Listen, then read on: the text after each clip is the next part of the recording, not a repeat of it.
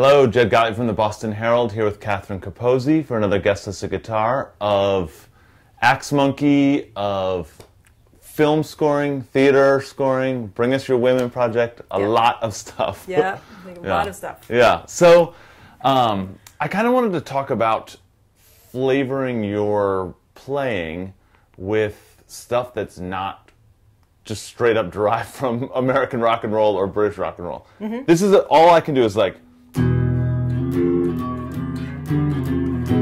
That's like as far as I go outside of American rock? Outside of American rock, which is not really anywhere. Okay, yeah. I mean, for me, because I've traveled, a lot, and also growing up in an Italian American household, there's my influences come from a lot of areas. So I love the, gypsy style playing. I love all that. A lot of it's like the 3/4, like that kind of stuff. But I better tune my guitar to a regular tuning. Close enough for rock and roll. And from my traveling, it's like I've been exposed to stuff that we normally don't get exposed to here. Yeah. Especially like I love the gypsy style kind of playing, which I'm not a gypsy player, so what I do is I'll absorb all these things and then incorporate it into my playing. So and of course the gypsy players have that real like. They call it the pump, the way they do this rhythm thing. Yeah, and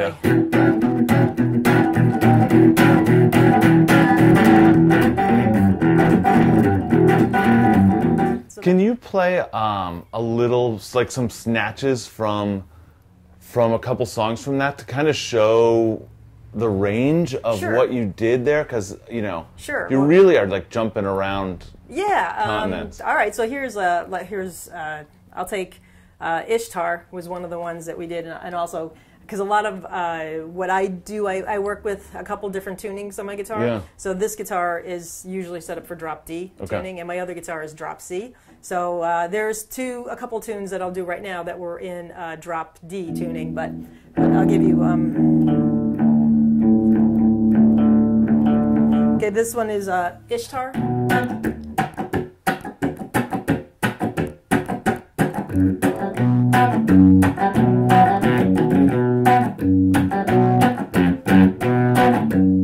And so then we, listening to some of what was traditional Egyptian music, and then I came up with this.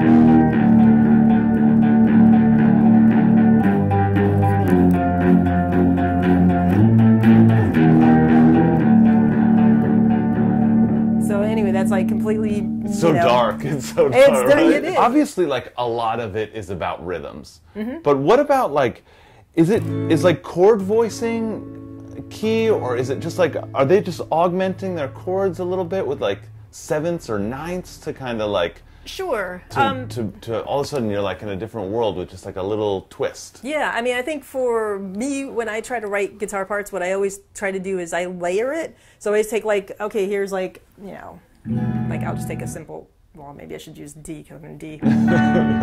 So here's like just, a D major chord like down here, and I'm in drop D. Yeah. Okay, so now I'm looking at where else can I play this chord, and how else, like here's all these notes that I need to accent. Yeah. So sometimes I'll be like, all right, well I can play, if I'm playing like, a riff.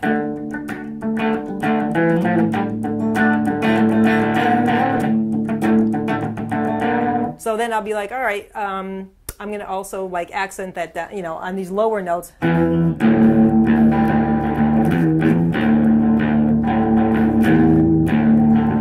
So then I can say, all right, where can I play it up higher?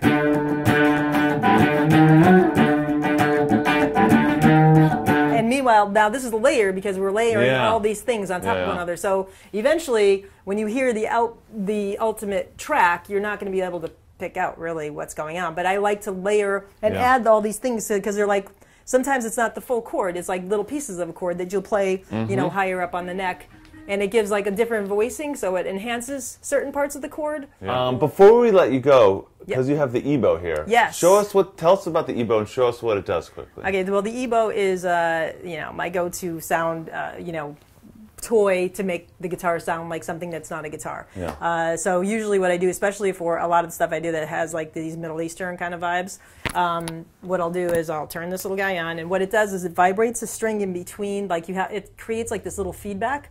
So it'll vibrate a string so that it sounds like a violin or as close. So what I usually do is I have a lot of pedals, so I'll turn them on right now. And just because here's it without pedals, just so you can hear, like, here's this, here's.